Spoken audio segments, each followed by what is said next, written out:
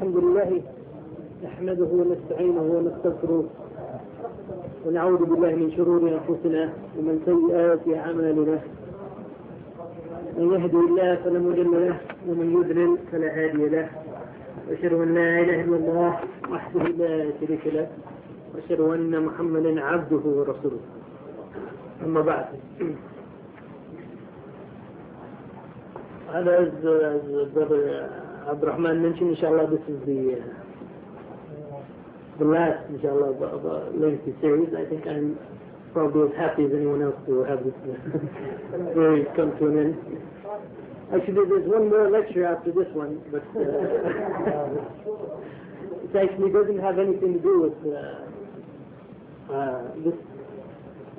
what we've been covering in the other 7 lectures, the other 6 lectures. But that's the question actually more related to economics or any political science in these areas. And that is the question of whether or not, in fact, there is even a need for a modernist movement or this kind of thinking within Islam. But as I said, inshallah, we will not have that lecture. We'll end with the 7th lecture. Well, before I begin, as always, I have to make some opening remarks, usually based on what has happened since the last lecture, but not in this case. These are general opening remarks. And the first opening remark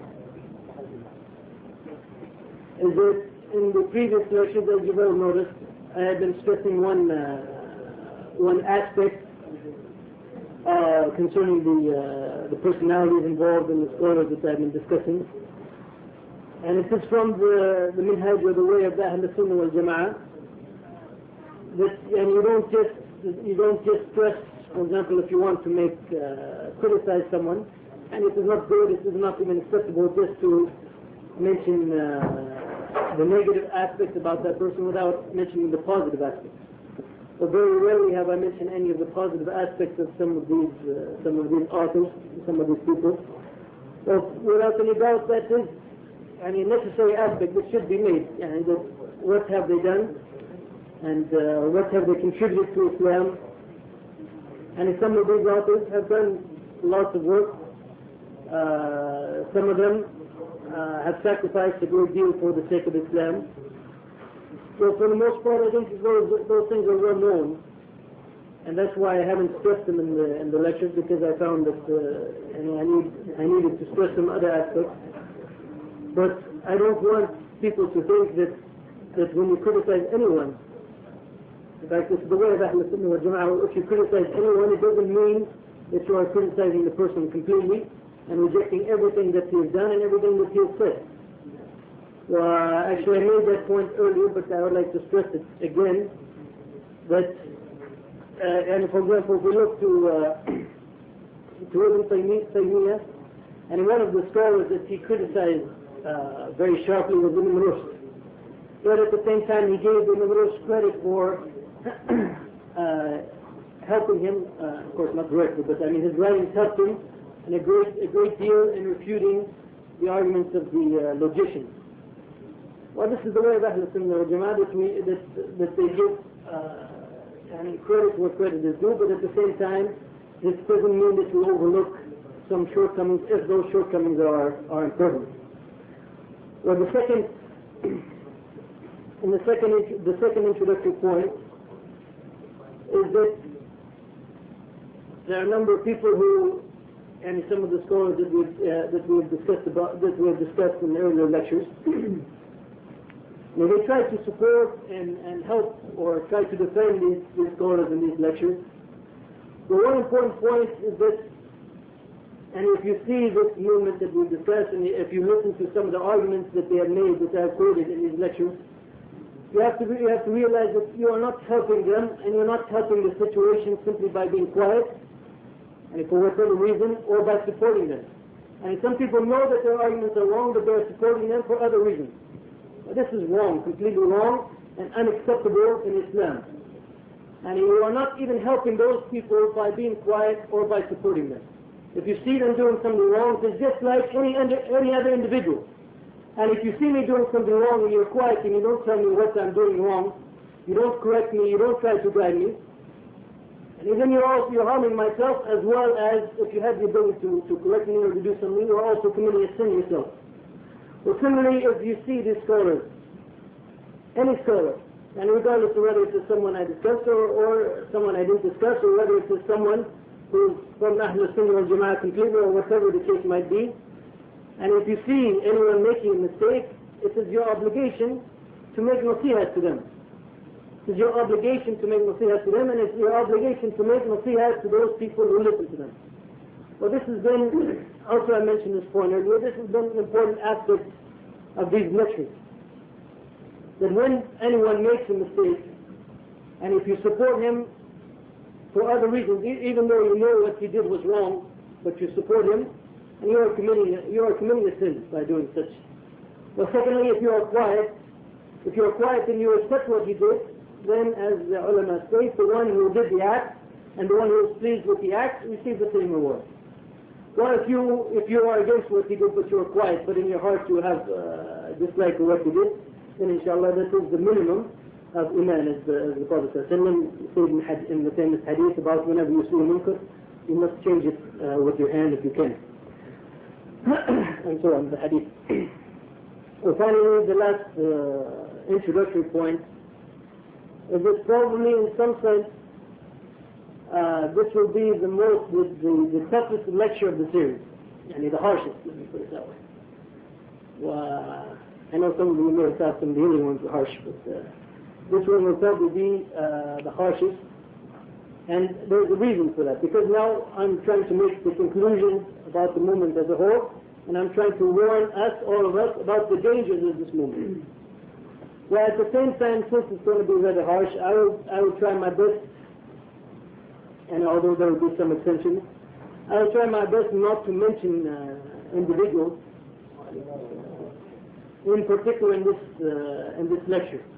Because as you know, for example, there is a difference between kufr and kafir.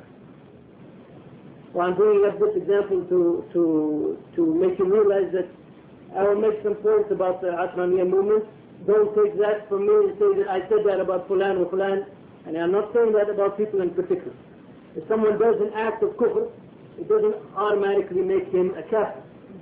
If he did it out of ignorance or based on some weak ta'wil or something like that, or he did not know the truth, and he is not kafir. Well, and to say that someone is kafir, this is a very big statement, and it takes a long, not a long process, but it takes some necessary steps before one can declare someone else a kafir. Well, similarly, as I said, I'm going to be making harsh statements, perhaps, depending, I guess, on your point of view, in this lecture. Well, as I said, it doesn't mean that I'm saying about individuals, that I said about so-and-so that he said and such. Well, I make that point because since we started this lecture series, I have heard nothing but misquotes from me, even though these lectures are being taped, and they are available. One reason why I accept the fact that they're being taped is because I know that I'll be misquoted. While the tapes are available, inshallah, and in the same way that I should be careful when I speak about other speakers or other authors or other authorities, also when you quote me, you should be kind enough to be careful when you quote me. Well, these are the three introductory points. If it's time for that now, we might. But now we get to the essence of today's lecture, which, as I said, they are basically conclusions about the movement as a whole, and also some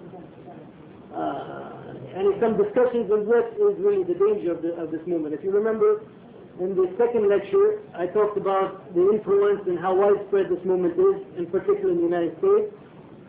Well, today, inshallah, I will mention some of the dangerous aspects of this movement and the conclusions concerning the movement. The first conclusion, and in fact this conclusion, the result of this conclusion actually is based on the lecture that we gave last time, in which we discussed the Khasa'is Ahlul Sunnah wal Jamā'ah, or the particular aspects of Ahl Sunnah wal Jama'ah in comparison to the Asraniya movement. The first conclusion is that the Asraniya movement as a whole is from Ahl al-Bidah. Well, I will make it even stronger statement to say that if they are not from Ahl al-Bidah, then there's no such thing as Bidah. And because, as was shown earlier, they have their own minhaj, they have their own usul, and that usul contradicts some of the basic characteristics of the minhaj of Ahl Sunnah wal Jama'ah. And as I said, this is what we discussed last time in detail. We discussed some of the important qawa'id, or some of the important principles of the Ahl Sunnah wal Jama'ah and how they compared to the Asraniya movement. And we also, before that time, we also quoted the they themselves, many of their writers. I could quote many of them on this point. They themselves said that we want ijtihad, not only in al-furu', but we want ijtihad in al-usul. In other words, they don't accept the usul as it is, that this is the way that we're supposed to follow, but they say that also al-usul, the basic principles and the basic aspects of the deen, and even these things have to be made, we have to make ijtihad in them and so forth. Well, in our lectures we came across many examples of how they contradict in basic matters, not secondary matters, how they contradict the principles and the beliefs of Ahl Sunnah wal Jama'ah, including the fact that that we quoted a couple of them saying about al-aql, that al-aql takes precedence to al-naql, and al-aql comes before al-naql, and al-aql judges al-naql. Secondly, also we see that they are very willing to reject and contradict the ijma' of the Sahaba. Well, the ijma' of the Sahaba on some points, and it's not clear what is ijma', but on other points it is very clear what is ijma', and they, in this group, this movement, have been very willing to go against the ijma' of the Sahaba. For example, to give some examples from past lectures, and he's saying that the adulterer, and the married adulterer, that there's no rajm, and that the person is not supposed to be stoned. Also, the apostate is not supposed to be killed. Also, they reject the ijma' of the later scholars of the Muslim Ummah of Ahl Sunnah wal Jama'ah, as we see, for example, in the quote that I gave about the ijtihad of the Prophet Muhammad sallallahu in which they said, in which one of them, clearly said, and others have said indirectly, by the way, something similar to that this was his ijtihad, well, he could have been wrong, or Allah did not correct him, and it's up to us to see what we want to follow from his ijtihad, and what we don't want to follow from his ijtihad. Similarly, the treatment of the hadith in Sahih Bukhari, of which the ulama of hadith, since the time of al-Bukhari, and in fact even before the time of al-Bukhari, these are hadith which the ulama of hadith are agreed upon are sahih, and even these they deal with very, as if this is not important at all, even though the ijma' of the Ahl al-Hadith, of the scholars of hadith, are agreed that these hadith are authentic. Where it is obligatory upon the non-specialists to follow the specialists in that area. If the specialists of hadith agree that the hadith is authentic, it's obligatory on the non-muhaddithin to follow the conclusion of the scholars of hadith.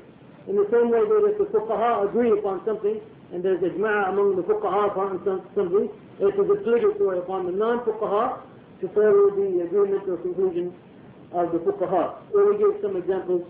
The most common one that we find in their writings is the hadith of the Prophet Muhammad sallallahu in which he said that the people will not prosper if the woman, or if the ruler is a woman. Well, the problem also that some people don't realize or don't give enough importance is exactly what is bid'ah. Well, I don't want to and I don't want to turn this lecture into a lecture about what is bid'ah and what is the danger of bid'ah and what the Prophet ﷺ said about bid'ah.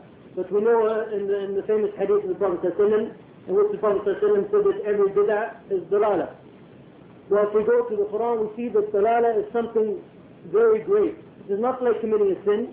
You will find no place in the Qur'an in which Allah subhanahu wa ta'ala describes someone who commits a sin as dal, or someone who commits mistakes. But dalala, or the one who is dal, is someone who leaves the straight path.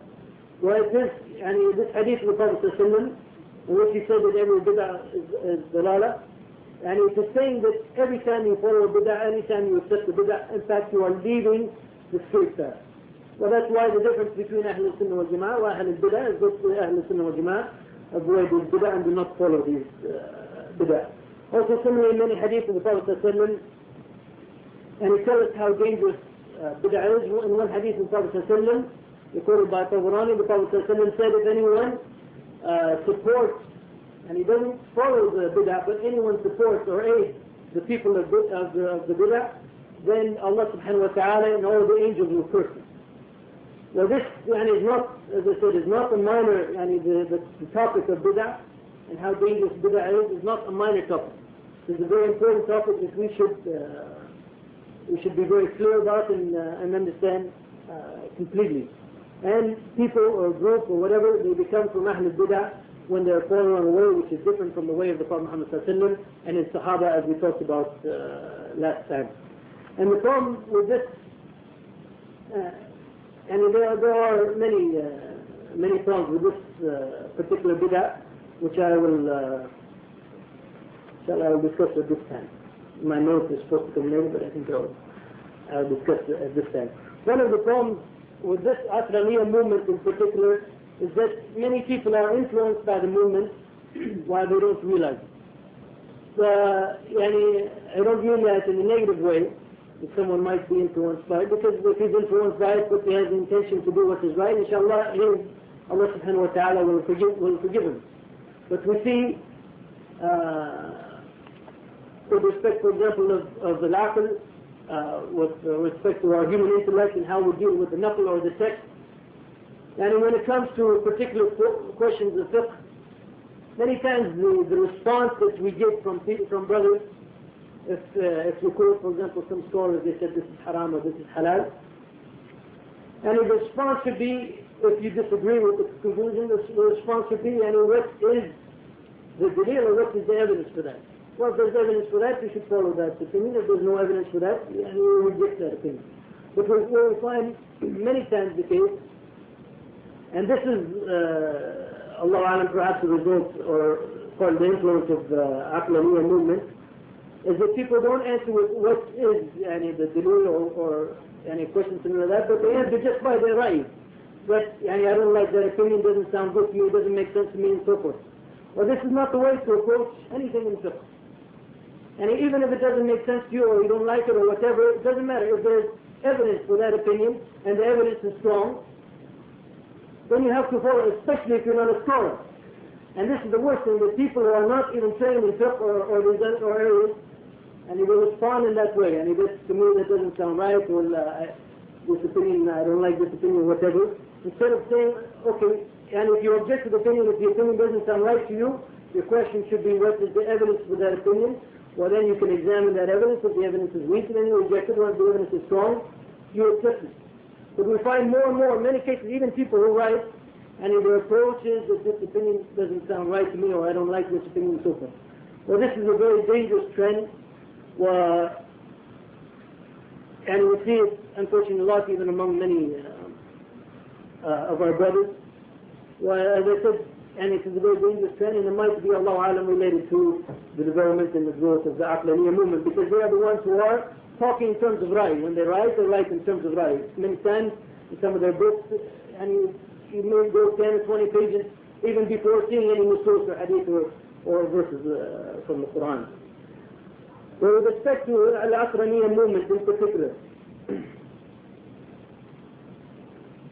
is this, with respect to that statement that I made, that they are a group of bid'ah, or they are Ahl al-Bid'ah, and I'm sure many people will not like that statement, although that was the point of last time's lecture. I don't remember if it was last week or the week before. I'm starting to get confused now by the seventh lecture. But, and regardless of whether you accept that statement, whether they are a group of bid'ah or Ahl al-Bid'ah, there's one thing that you cannot deny. And that is that their statements, those statements that we quoted in all of these lectures so far, their statements are munkar. Their statements are wrong, and their statements have to be refuted. And a munkar can come in many forms. It could come in aqidah, it could come in actions, it could come in statements or fatwa. And their writings that we have quoted, in particular the ones that I have quoted, there's no question that these writings and these statements are munkar. And in the same way that if you see someone who is doing something haram, and you know that it is haram, that you have to stop him and you have to advise him. Similarly, when these statements of munkar are being made, it is obligatory on you if you have the ability to stop them or to object to them. Well, before we move on from that point, there is a qaida which someone might bring up in the discussion period, so I will discuss it now. And this qaida is that, and you do not supply amr bil ma'ruf wa nahy anil munkar, or you do not reject statements if it is the result of ijtihad.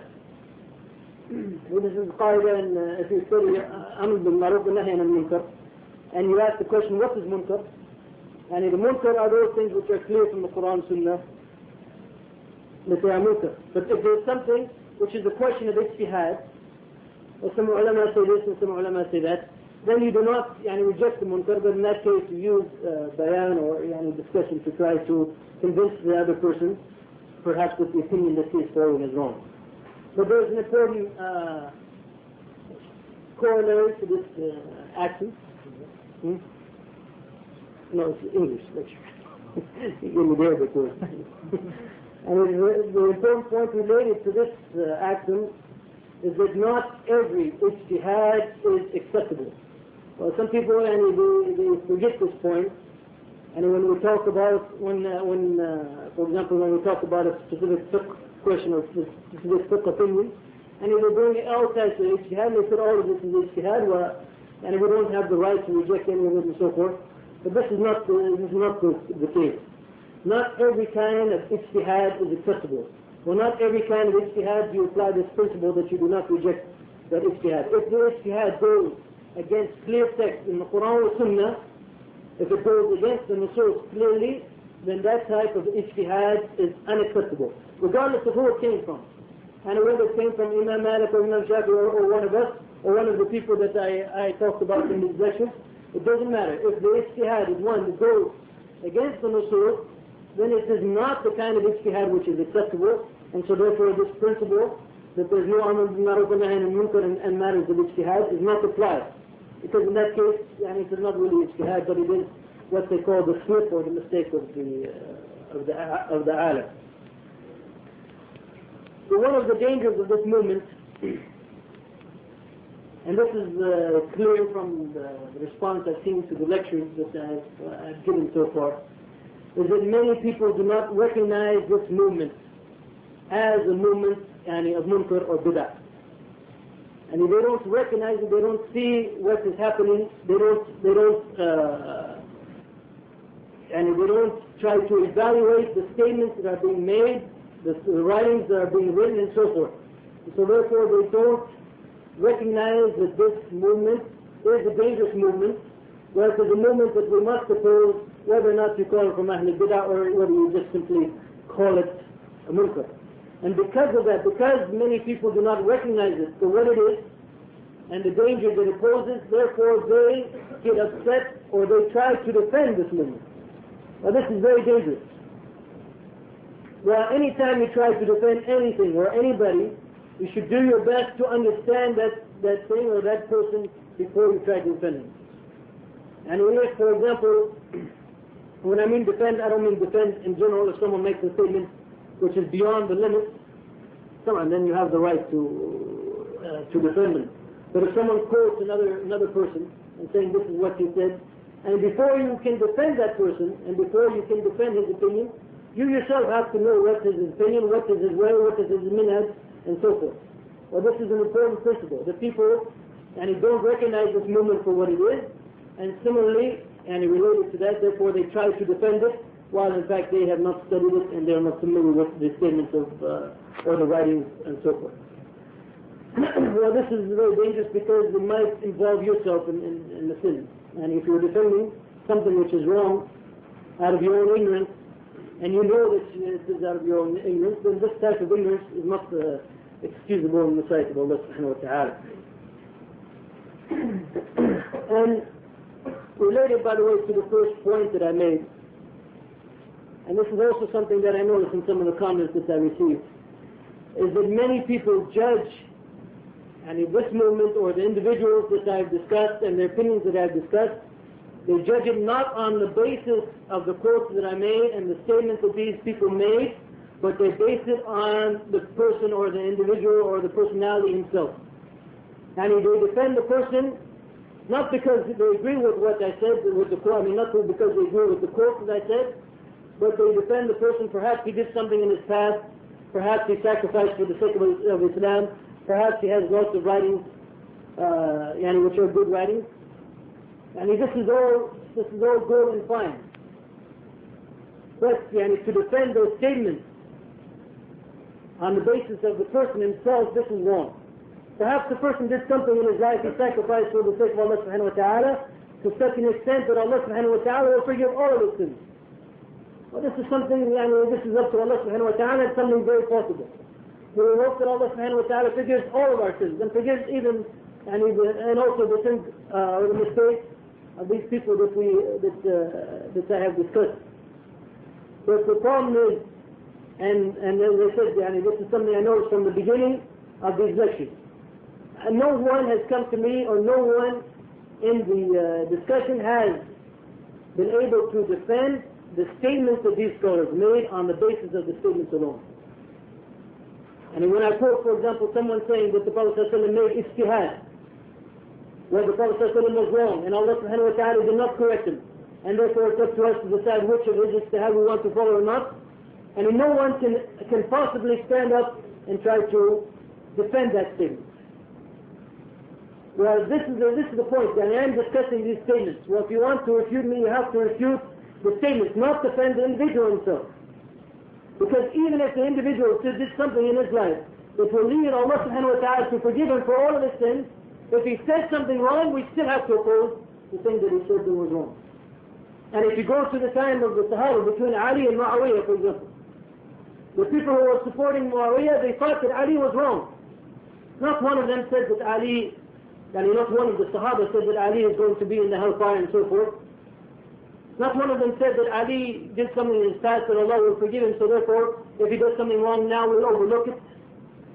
Similar with the case of the people who supported Ali with respect to Muawiyah.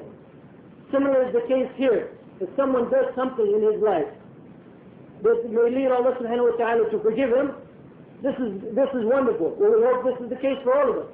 But if he says something wrong or does something wrong, we should not defend him because of his personality, but we have to oppose the wrong statements that he made. Now this is one of the dangers of this movement. That included in this movement, it is clear from the statements in the writings, included from this movement are people who in their past, they had some good work for the sake of Allah subhanahu wa ta'ala, they sacrificed for the sake of Allah subhanahu wa ta'ala, they wrote some things which are good for the sake of Allah subhanahu wa ta'ala, and because of that now they have a reputation, and people are accepting their statements now, even though their statements are wrong, and if someone tries to stand up and refute their statements, this person will be opposed because he's refuting someone who the people like for whatever reason. Well, this is not even to get into another aspect, and the aspect that I mentioned earlier, that why are these people liked and why are they defended? Well, this I don't wish to get into, but that is also another important question. That sometimes these people are defended and these people are liked for the wrong reason. If they're liked and defended for the sake of Allah subhanahu wa ta'ala, that is good. If they're liked and defended for other reasons, this is incorrect. Well, inshallah we'll Bismillah ar-Rahman ar-Rahim.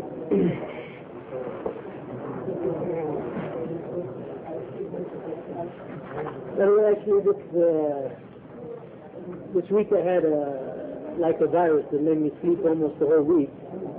It seems that all my energy was being stored up for this lecture.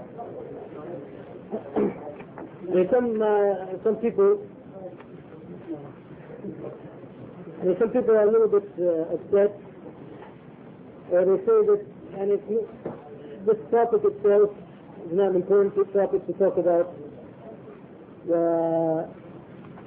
That's one of the reasons why I'm giving this lecture in particular.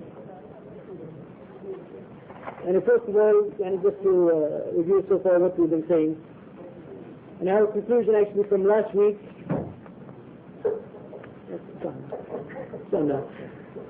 our conclusion from last week is that the principles, the qawa'id of this movement, which are clear from their own writings, they contradict the principles of the Ahl Sunnah wal Jama'ah. And this makes the movement as a whole to be from Ahl al-Bid'ah. I notice how very carefully I said that, because I don't want anyone to leave here quoting me as saying that I said so-and-so is from Ahl al-Bid'ah or so-and-so is from Ahl al-Bid'ah. I did not mention any individual, but I said that the movement as a whole, the principles upon which it is based, and is from Ahl al-Bid'ah. Secondly, even if you don't want to admit that, it is clear that their statements are a type of munkar. It must be opposed. And part of the danger of of this movement, as I mentioned, is that many people don't recognize it as a movement of bid'ah or munkar. But also, another danger of this movement, as I mentioned, is that many people judge it by the individuals who are involved, who record it, and not by their statements, and not by the influence and the effect that their statements have or could have. So in fact, and if you take this movement and allow it to spread and don't do anything or do anything about it, it can frankly lead to the destruction or the eradication of Islam itself. Well, that's because it is related to the principle that the truths of Islam or the truths are relative, and that they must be judged in the light of Aql and modern science and modern day and so forth. Of course, these things always change, so therefore, the end result will be the end of Islam itself. So some of the modernists, they call themselves modernists, and they are admitted modernists. One of them, his name is Fizzi from the Indo-Pak subcontinent, wrote out this earlier this century. He said the Muslims have three choices, and either stick to traditional Islam, or leave Islam completely, or change Islam to meet the modern age. Well, actually, if you study, he said you have three choices, but in fact, if you study this, you see that you only have two choices. And either Islam or non-Islam. Because any time you change Islam and you start deleting aspects of Islam which are essential aspects of Islam, then in fact you have left Islam. So in essence, really you have two choices, either to follow Islam or to follow non-Islam. So also, as I just alluded to earlier, and since much of their arguments that they write in their books are based on rationalization, the rationalization is the use of human reasoning to show what, or to try to prove what it prefers. And the problem with this is that there is no end to rationalization. As I said, if we do not take this movement seriously, and try to stop this movement, or at least point out the mistakes of this movement, then, as I said, it will lead to the destruction of Islam. And in fact, you can see exactly the same thing happen in the Christian church. If you study the modernist movement in the Christian church, which we discussed in the first lecture in this series, and the result of that modernist movement is what you see today. That most Christians, the majority of Christians, the majority of people who call themselves Christians, perhaps that's a better way to put it, have actually no relation whatsoever really to Christianity at all, except for perhaps going to listen to a spiritual lecture every Sunday and so forth. But Christianity as a practical religion, Christianity as a religion having any influence in life, has come to an end for the most part. So that could be the same, Allah Alam, as I said, if we leave these people to continue their way, because there's no end to this rationalization. And once one thing is accepted, then it's very easy to move on to the next thing. For example, in one of the lectures, in the second lecture, when I talked about the influence of this movement, I showed a picture from their magazine, from their TV show, in which they have women wearing makeup and so forth, wearing zina in public, mixing with men and so forth. Well, this is the first step that could lead to other steps. And in fact, in their arguments, it does lead to others, that we do not just stop at that thing. But if you study what they've written now, compared to what they wrote 20 years ago, you see that there's a progression. As soon as something gets accepted and as soon as they're able to do something, then they go on to the next step. And this is exactly the same thing that happened in Europe with respect to women. And women in European and American society did not change overnight, but it was a long process, step by step, of tearing down the old tradition and the old values until they got to the point that they are leading, that they are in nowadays. So as I said, if we allow this kind of movement to exist and to be influential and not to say anything about it, and even worse, to defend it. And this could be a possible result in the Muslim world, and in fact, most likely that will be the result, because the Prophet Muhammad ﷺ is the one who told us that we will follow the footsteps of the Christians and the Jews, step by step. Well, also, whether knowingly or unknowingly, this Asraniya movement also is working into the hands of the kuffar. Now again, notice what I'm saying very clearly. I'm not saying that they're working for the kuffar. I'm not saying that they're working with the kuffar. But unfortunately what they're doing is implementing something that the kuffar are very happy with and tried to do for many years. Well, that is bringing the woman out of the house and bringing the woman and changing the Muslim woman. And since for about 200 years now, the colonialists and the people after them, the mustashriqeen, one of the things that they have attacked, perhaps the greatest in the Muslim society, is the position of the woman and the life of the Muslim woman. Because they know the importance of the Muslim woman, they know her role as a wife, they know her role as a mother, and they know also that if you can destroy the woman, as what happened in Europe, actually you can destroy the society as a whole. And unfortunately, this movement, one of the basic characteristics of this movement is with respect to the situation of women in Islam. They are taking new positions, and positions which are much closer to the place of the West and so forth. Well, their fatwa that we discussed earlier, that it's okay for women to be rulers and so forth. All of these things actually, and also their fatwa, and it's very clear that it's okay, and to mix men and women, even if the woman isn't wearing proper hijab and she's wearing zina and so forth. And one of them went to a mosque and he refused to lecture. It was a 2-story mosque. He refused to lecture until the women who were upstairs came down and sat with the men downstairs. Well, you know the women, the way they dress nowadays, and the fact that most of them do not wear a proper hijab, and he insisted he would not lecture until he would bring the women from upstairs to sit with the men downstairs. And all of this is working in the hands of the kuffar. That's it. I didn't say they're working for the kuffar, and you have to be. I've become a politician since starting this series, and being very careful about the words I use. And all of these fatwa and all of these writings that they have are working directly and clearly in the hands or in the steps that the kuffar would like to see. Also, there is another aspect that we should realize, and that is that all of the Islamic law, all of the correct Islamic law is maslahah. Well, if anyone tries to change any of the Islamic law and bring about something that contradicts Islamic law, it will bring about fasad. And by definition, what the laws in Islam bring about maslahah, anytime you violate these laws or you try to bring about new laws and so forth, it brings about fasad. Well, when these writers make fatwa, they go clearly against the nusus, they in fact are bringing about fasad. One of the Sahaba, he was asked about the verse, إِذَا قِيلَ لَهُمْ لَا تُفْسِدُوا فِي الْأَرْضِ قَالُوا إِنَّمَا نَحْنُ مُصْلِحُونَ إِنَّمَا نَحْنُ مُصْلِحُونَ. He said about this verse, I forget which Sahabi it was, he said these people haven't come yet. These people, the verse is talking about, these people haven't existed yet.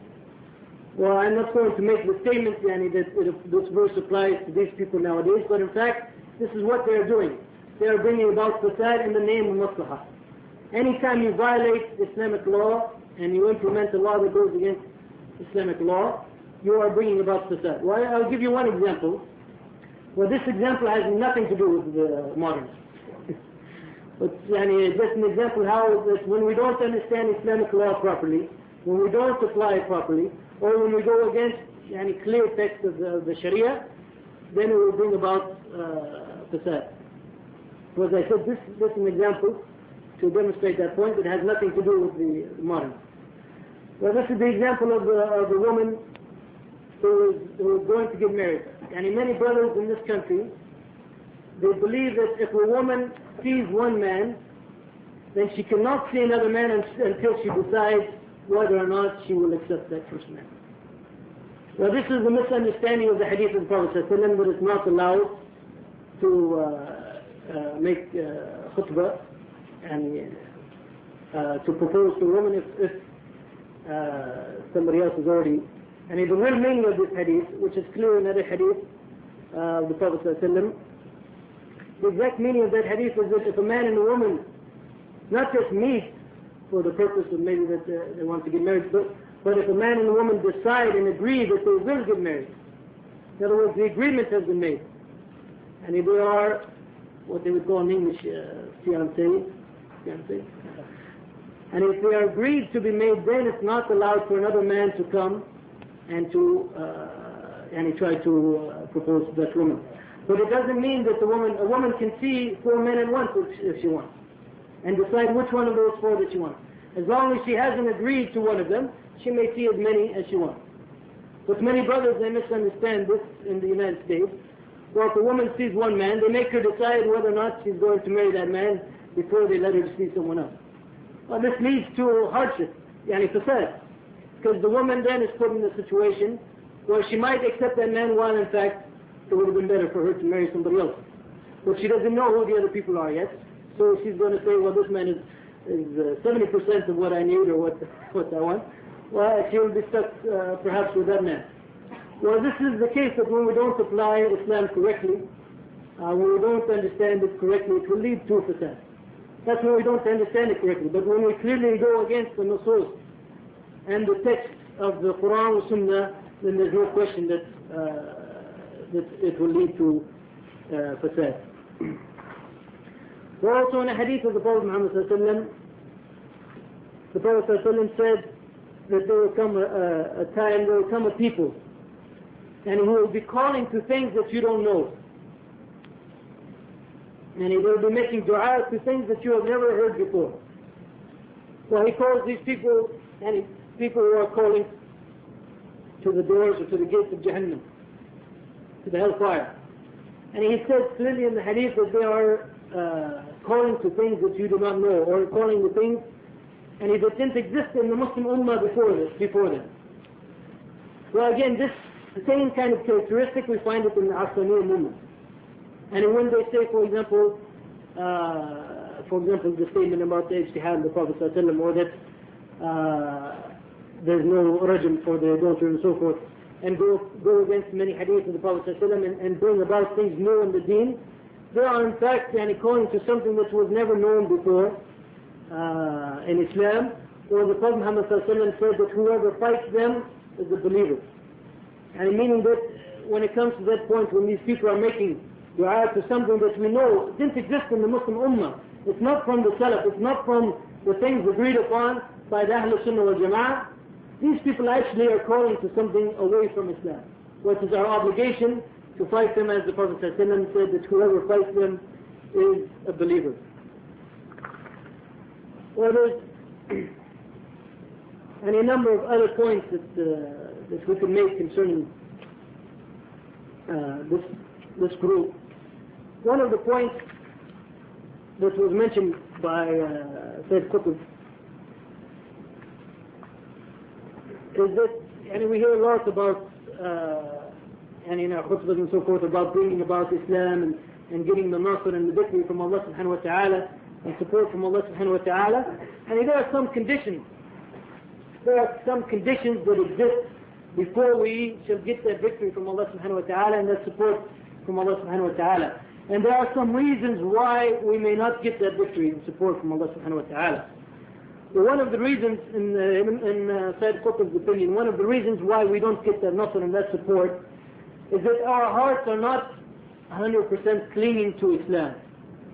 But our hearts are still, we look to the ways of the kuffar and we look to their civilization and we have some love and some desire for that way of life and that thing that they possess.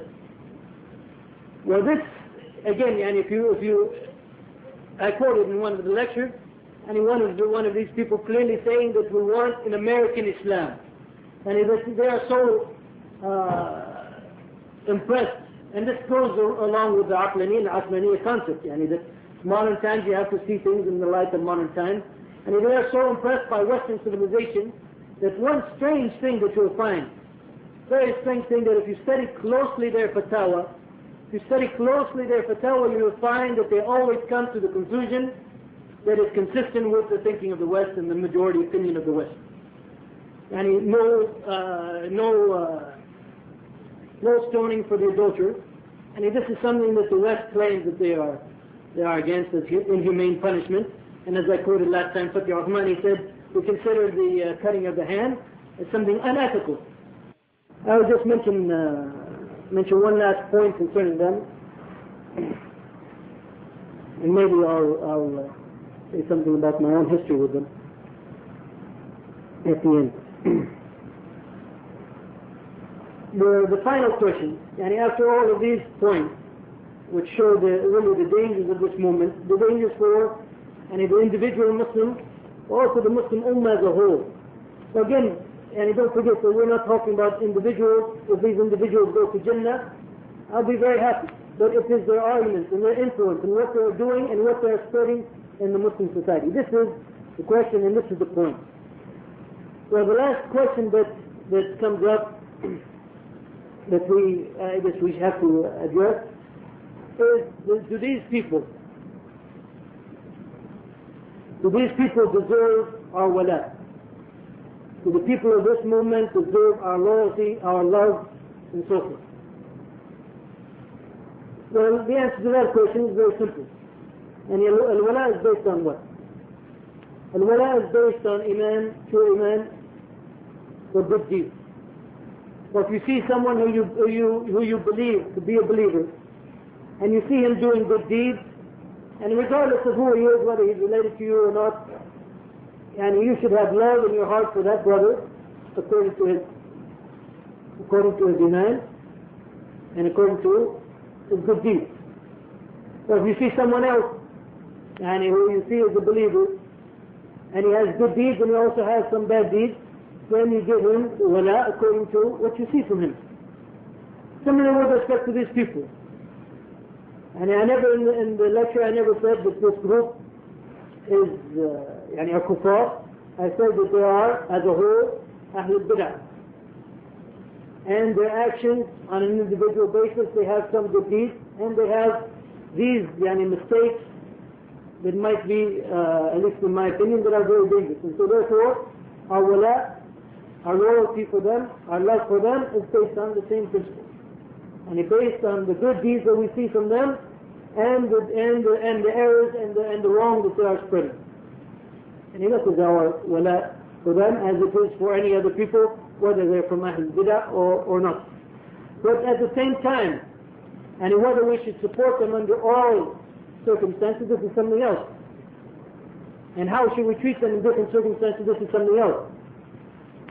For example, in Tunisia now, which is the movement is led by Rasul al-Ghannouchi, and if you are talking about a struggle between Islam and Kufr, even if that Islam has some bid'ah, has some mistakes, and it's very clear, and it is obligatory upon us to help and to support the Muslims in that situation.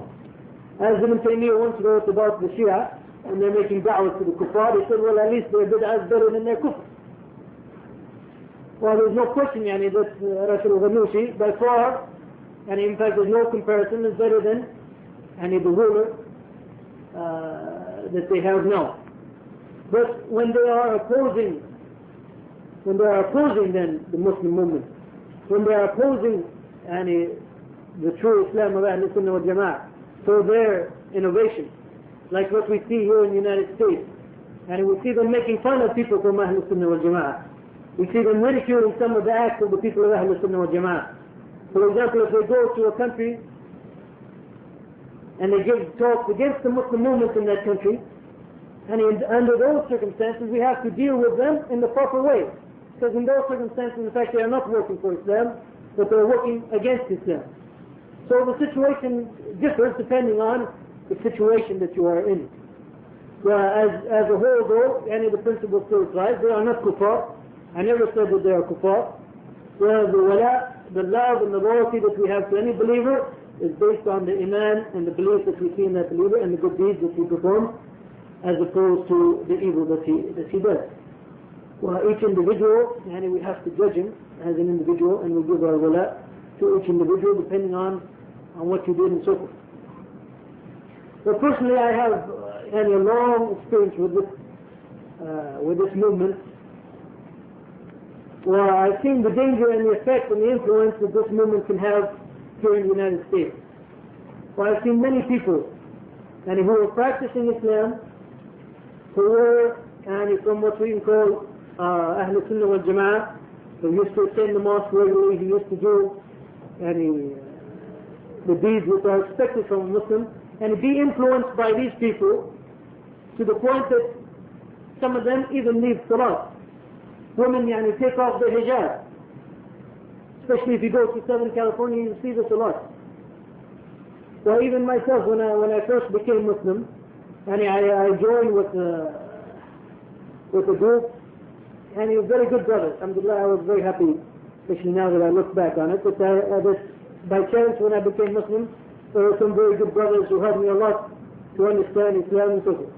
But these brothers, of course, weren't aware of what is available in the English literature. It was a small city university town. Most of the brothers there were foreigners. And they were not familiar with what is available in the literature, in the English literature. So I used to buy many books from Islamic Book Service, which is a service which is part of at that time, MSA, and now ISNA. Well, unfortunately, even the people of the ISNA, they don't, at that time, the people of the MSA or the IBS, and also they're selling books, and without realizing what is this kind of movement, what kind of books they're selling, and so forth. Even at that time, and 16 years ago, we find their writings, especially in English. Because it is an open market, and they are able to write. Many of them move to this country because, in fact, they don't get much respect in the Muslim world. So they move to this country where they're seen as a big scholar and sheikh and so forth. Well, I remember some of these books that I read, and when I first became Muslim, one of the books that I read, and it was completely Atmaniyah, to a large extent, was he was arguing, for example, that polygamy or having more than one wife, which was something permissible during the time of the Prophet Muhammad ﷺ. Now it is, and he didn't say it is haram, but only under very exceptional circumstances. But one of the arguments he made was that pork is no longer haram because, and it is clear now, they found what is the disease or what is the harm of pork, or modern methods of refrigeration and so forth take care of that pork. Well, I remember having an argument with my father, and my father was not Muslim. So I don't know where he learned about Islam. He was quite older than I was, and during his life. But I remember having an argument with my father about whether or not pork is halal. He said, no, Muslims say pork is haram. I said, no, it is halal. I said, that's his own way, and it doesn't...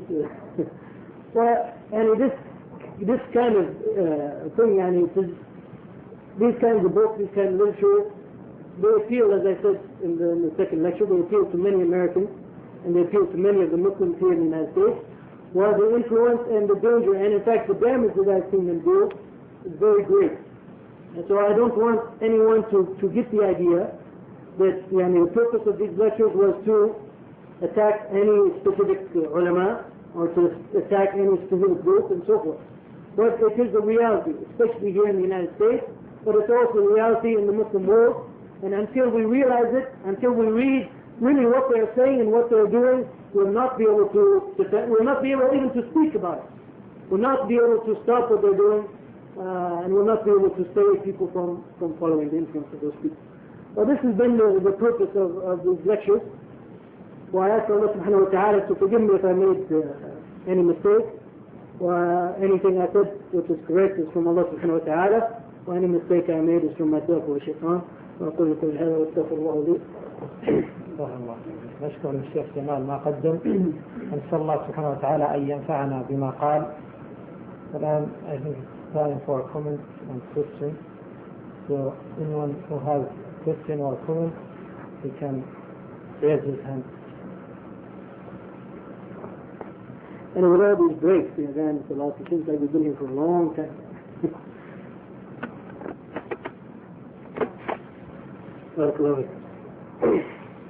Again, I am not equalizing them as individuals.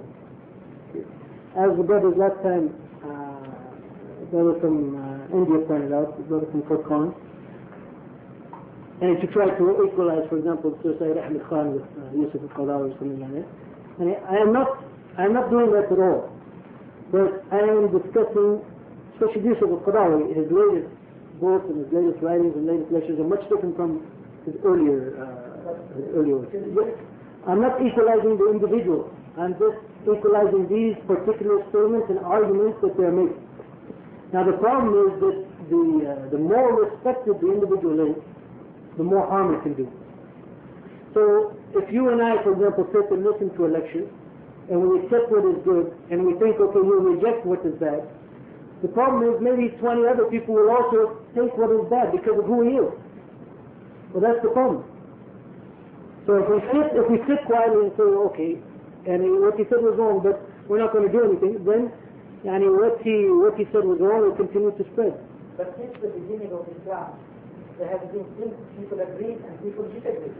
So and this will continue maybe forever. Yeah. If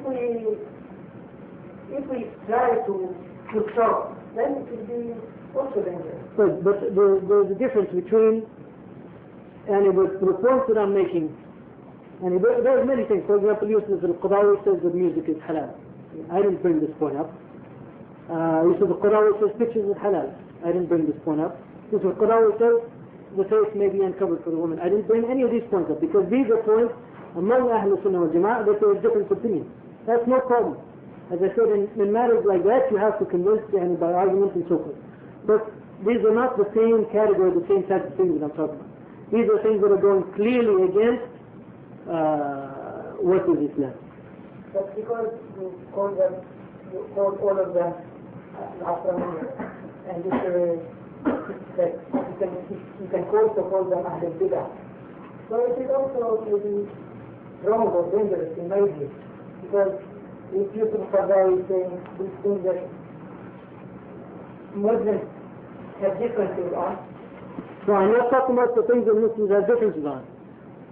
That's not what I'm talking about. I'm talking about things that go clearly against the belief and the things agreed upon since the time of the Prophet Muhammad. And I'm also talking about the methodology, remember, and this is the point I tried to make from the beginning. If someone comes to a fifth conclusion and that fifth conclusion is wrong, and he used the right methodology, I have no problem with that. But if he uses a methodology which is incorrect, for example, he says that human intellect takes precedence over what is related in Hadith and Qur'an, so therefore we can reject Hadith and Qur'an based on our own human reasoning.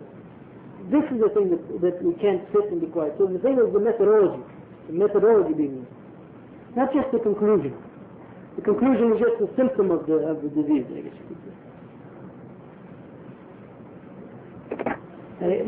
Like Muhammad al-Ghazali, and in fact like many of these, and they're very inconsistent. Very inconsistent. And in one place they'll write something, and everything seems, everything is right, and you cannot even question it.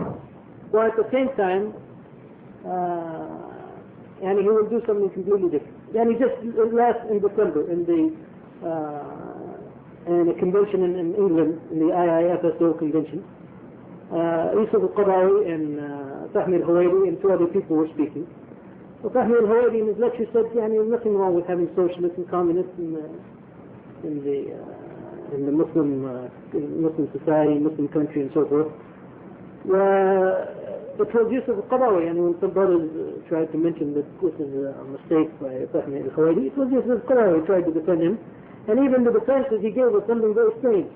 He said, I know Fahmi al-Huwaidi, and I know his uncle, and his father and his grandfather and so forth, they're all from the Ikhwan. It is not a defense of his statements that he made. Well, as I said lately, Yusuf al-Qadawi especially, and in lectures and what he's doing, what he's saying, as well as in some of his writings such as كيف نتعامل مع السنة published by IIIT, and he has very clearly عقلانية very clear.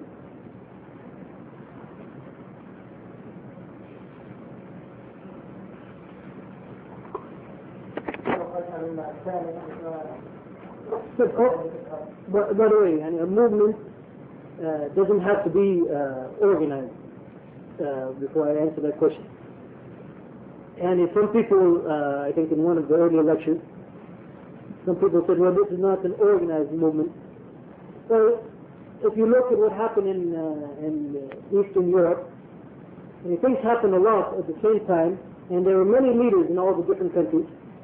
It was a movement, even though it wasn't one organized movement, and which had one leadership or even some leadership. But it was definitely a movement. You can describe it a movement towards liberalization, or a movement towards anti-socialism, or whatever.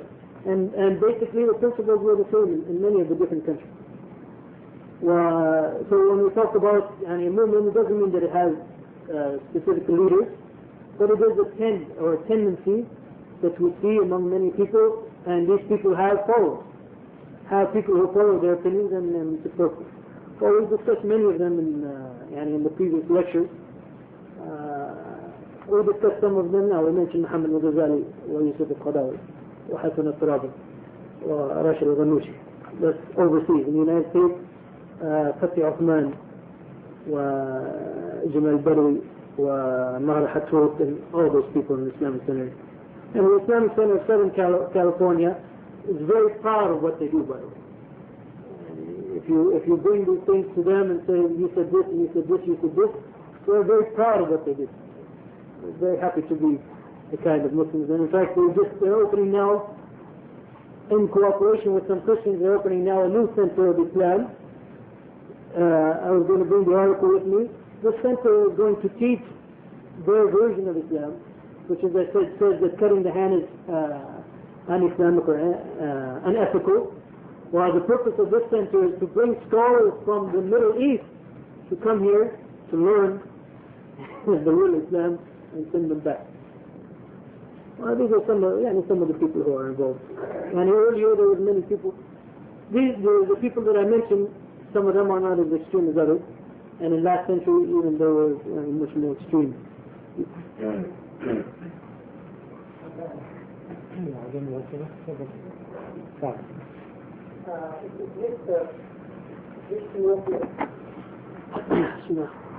Many of them they do, except this title, Modernist. In fact, as I said, some of them are very proud of it. Some of them do not. And if you were to call some of them Asrani, they would probably get upset. But the point is, are his arguments and the things that he's saying similar to the Asmaniya arguments? That is the point. And when I say that they are not a movement, this doesn't mean that they are not working, or that we cannot see them, or we do not know who they are. So the way that we can confront them is by taking their arguments and analyzing their arguments and making everybody see that this is their argument, this is the basis for their argument, and this is the correct Islamic way. And this is the only thing that we can do nowadays, especially in the United States. We can just confront them by taking their arguments and trying to discuss their arguments and showing where they are mistaken or what is the source of their mistake. Is there any possible coordination or anything? For the individual groups, like the Islamic Center in Southern California, they have many so-called scholars working in the same way. IIIT has many so-called scholars publishing books and establishing. In fact, they are the ones who distribute now Majalat al-Muslim al-Mu'afif. This is being distributed by IIIT, the one that started in Kuwait some 20 years ago. And so there are organizations working. But to say that all of them are working together, no. That's what some people said to me before, that not all of them are working together. Well, that's not necessary. They're all working.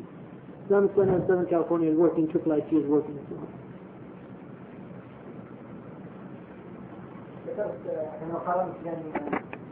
And the example I gave was between Wahid, someone who was Almani, secularist, completely.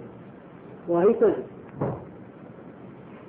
So we're not talking about a case of this one might be Muslim and these are Muslims. No. We're talking about a case of a secularist who, and his cabinet and his people have said that their goal is to destroy it. That's the example. السؤال هذا ما له علاقة فيه.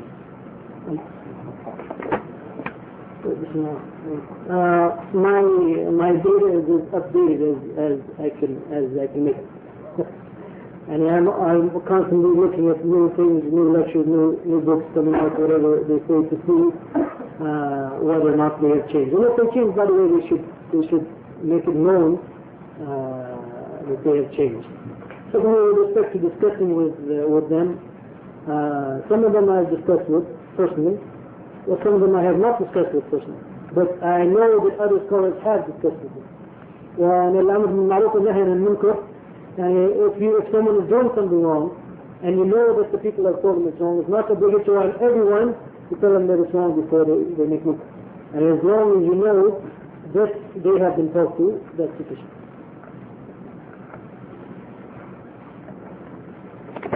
Barakallahu fiik. Actually, the question that we discussed from the first lecture, and it was a difficult question to answer, and that is whether or not I should mention people in particular. And it just gives the argument, and it don't mention anyone in particular. Well, in fact, I've given these lectures before in other places, and I never mentioned any of the people. In fact, I've written refutations of some of these people, and in my refutations I never mentioned who the quote was from. But what happened, and particularly in the United States, is that the influence of these people keeps growing and growing, and people are taking their words as if it's the hadith of the Prophet. Well, I found that, and when I just mentioned the point that they are making and the mistakes that they're making, unless you heard it directly from them, you don't realize that I'm talking about so and so. So the people keep taking these things from these particular people. So this is the thought, this is the idea that led me to think that perhaps it is time that I should mention who it is who is making mistakes. And this was my own ijtihad. Well, maybe it was a mistake, and now it's too late to do anything about it. But and that is what led to me mentioning in this particular series the people that made these things. You can find probably tapes of these lectures not in the 7-part series, but like in a 3-part series that I gave in other places. There are other parts of these lectures, and also if you look to what I've written, I have refuted some of these people in detail without mentioning their names. But as I said, I found that as a whole that wasn't productive. And because people just kept getting more influential and people kept finding their mistakes and their good points without being able to distinguish between the two. Well, that is what has led me to mention it.